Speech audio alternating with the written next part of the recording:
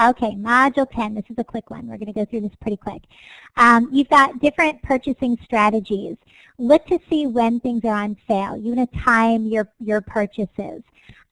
Using co-op or warehouse stores is a great idea. Sam's Club, BJ's, different things like that. You'll pay a membership fee, but a lot of times if you buy things in bulk, you can get better prices. But it's always good to know your prices when you're doing this. Select your stores, the location, the products, the services. I know that some things are going to be cheaper at Publix and other things are going to be cheaper at Winn-Dixie. So you got to kind of just know who's going to have the better prices. And compare prices. Use price per unit. They make it really easy now. If you go into Publix and you look at the little card that's underneath it that has how much the price is for an item. If you look at the, usually it's the top top left-hand corner, it'll tell you what the price per unit is. So it makes it really easy to compare. You got 3 different types of ketchup. You know, ketchup is ketchup. So see which one you're going to save money on. And then use coupons and rebates. Rebates are, it's a great thing. I love rebates. Usually you have to fill out a form, send it in, and then they send part of your money back. Coupons, they just take the money right off what you owe. Okay, advertising. You learned about advertising in Module 10. These are paid for by sponsors, okay? They're visible to the consumers. If it's not visible, if nobody sees it, it's pointless. And they want to make their message very clear. There are some advertisements that I've seen that I'm looking at it and I can't figure out what they're trying to get across. But these are the 3 things that you want to mainly remember about advertising. They're paid for by sponsors. They need to be visible to the customers, and it's good to have it have a clear message. Okay. Here's some different advertising techniques. I am going to kind of go through this quicker. The different types of advertising techniques that you learned in Module 10. Weasel words. These are positive words that they use without actually making any promise or guarantee. So they're going to say these great things about something, but they're not going to say it's guaranteed that it's going to do these things. Endorsements. This is when they use a celebrity or a well-known figure, and that person is endorsing the product. I just went blank on one that I see all the time in 1008, but there's one that a lot of the students tell me about, and that they actually will buy the product because there's a certain celebrity. It's a girl, and I can't just went blank on who it is, but they buy this product strictly because of the woman or the girl that's on this advertisement. Then we've got facts and figures. I always think of Dentyne with this, or Trident. It's one of those, and they say 4 out of 5 dentists recommend this. Yeah, the proactive one is one I see all the time. 4 out of 5 dentists recommend this type of gum. So that's facts and figures. They're using statistics or scientific claims about their product. And card stacking. Card stacking is telling you all the good things about the product, but they're ignoring all the negative things. With this one, what I always think about is anytime a new medication comes out on the market, they do this whole big elaborate advertisement, this commercial on how wonderful this product is. And they show this person who, you know, they were laying in bed, couldn't get out of bed, and now like everything, they're so free and everything's so wonderful. And then at the very end, they mumble off all these things, you know, it's going to cause brain damage and all these different things. They mumble off at the end the things that could happen if you use this medication. And so, you know, that's kind of card stacking. They're really going to promote all the good things about the, right, it may cause death. Yeah, but your acne is going to go away. So, you know, they're really going to promote all of these great things about the product, but they're going to kind of downplay all the negative things. And then glittering generalities. These are using appealing words to sell the product. You know, it's luscious and, you know, all these great words that make you hungry when you're hearing it, or, you know, like you can almost smell the perfume, you know, when they're advertising this perfume, or, you know, feel how comfortable the clothes are going to be. Cigarettes, oh, that's a horrible one. horrible. Okay. After advertising, you learned about identity theft. Identity theft, there's different ways that people can steal your identity. One of the things, they could go through your trash. How crazy is that? They can go through your trash and they can take bills, bank notices, anything that could have your personal information on it, like your name, your address, or even partial account numbers. People do this, yes, shred your documents. Stealing, somebody could steal your purse, steal your wallet, steal your, if you're traveling, they could steal your suitcase. People will actually go into your mailbox and they will steal the mail right out of you. Put your cat litter in it. I love that.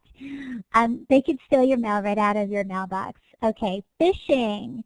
That sounds silly, but it's phishing with a PH, and this is when a thief will call or email you, and they're going to pretend to be somebody like your bank or something like that, and they're going to try to trick you into giving them your personal information. Yes, Craigslist is a big one. You really, really need to be careful of Craigslist.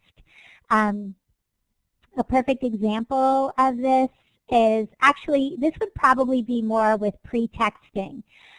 They'll advertise a job opportunity on Craigslist, and when you reply to it, they'll email you with a link where you go online and they ask you to fill out this application for the job, and they ask you to fill it out online. You're filling out this form, and you're giving them all your personal information. They do not have a job for you. This is just one of these ways that they can take your personal information under false pretenses. And then skimming, special devices that steal your credit card or debit card number. A lot of times these can be put on gas station, the gas tanks, where you swipe your credit card. We just had that within the last year. We had that locally in my neighborhood, and I had several friends who had their credit cards stolen, their credit card number stolen, because there was some of these local gas stations, somebody had put these devices on their credit card machines, and as people were swiping them, they were just stealing their credit cards. You don't even see it. It's not anything that you see. So it's not really something that you can look for. It's just something to be aware of, and that's why it's very important to always check your credit card statements. Most credit cards you can actually get online each day, and you can check and see what has been charged. I primarily I actually don't use a credit card anymore. I use a debit card, and I can get on each day and I can see everything that's been that my debit card has been used for. So I can very quickly see if somebody has gotten my my card number, and I started doing that after my credit card number had been stolen. Okay. What is it called? Let me change. Oh, nope, you're already up there. What is it called when somebody calls or emails you pretending to be someone else in order to get your personal information? What is this called? Whoops. Oh, I thought I had our answers. What is that called? We've got 5-4C. Yes, it is phishing. It's when somebody, phishing is when, there we go, somebody's going to call you or email you, and they're going to pretend to be somebody else, and they're going to trick you into giving them your personal information. They could pretend to be your bank. They could pretend to be your insurance company, anything like that. All right, how can you avoid these things? You can avoid, mainly, don't give anybody your personal information unless you know who they are. One of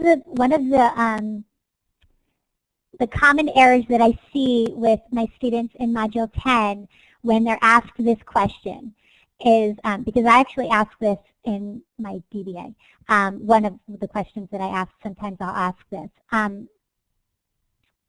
How do you avoid identity theft? And students will tell me that if somebody calls them and asks for their social security number or some of their personal information, you're supposed to ask them for their phone number and then call them back. That's actually not what the lesson says, because that would be silly. They could give you their cell phone number. They can give you any number that they want, and then you're just calling them back. and then you're going to give them your Social Security number. Where it says in the lesson about calling the people back, that would be if, say I use SunTrust as my bank, and somebody calls and says, I'm from SunTrust and I need for you to give me your bank account number so that I know this is really the person that I think I'm talking to. I would hang up the phone, look up the number for SunTrust. I would know what the number is for SunTrust because they're my bank. Then I would call the person back. Okay? You're not ever asking the person what their phone number is to call them back. So you want to really avoid giving out your personal information if at all possible. Check your credit report, check your credit card statements, all of these. Check these regularly so you see if there's any suspicious activity. Shred your bills or put cat litter on it. Any of your statements, anything like that. You can put them in a black plastic bag so people can't see what's in there. Have it shredded. You know, just make it so that if somebody does go into your trash, they can't put it together and get any of your information off of it. And then limit where your personal information can be found. Don't carry your Social Security card with you. It's really not necessary. That should be a number that you have memorized. I know when I was in high school, I did not have my Social Security card memorized. I didn't really ever need it, but my mom had it memorized and she kept it in a lockbox. And I wasn't allowed to have it until I moved out at 20. But don't carry it around with you. Put it in a lockbox, someplace where people can't get to it, and memorize the number. All right, what if somebody steals your identity? What are you going to do? You can go to some of these different places. This is where you get your credit reports also, and you can file a fraud alert. You can close all the accounts that have been affected. When my credit card had been stolen, when the number had been stolen, before they had made even 2 purchases, the bank had shut down the credit card, so even I couldn't use it, and then immediately we closed out the account so that nobody else could use it, and we changed the number, opened up a new account. File a report with the Federal Trade Commission. And then another thing that you can do is you could put a freeze on your credit report, okay, so other people can't access that.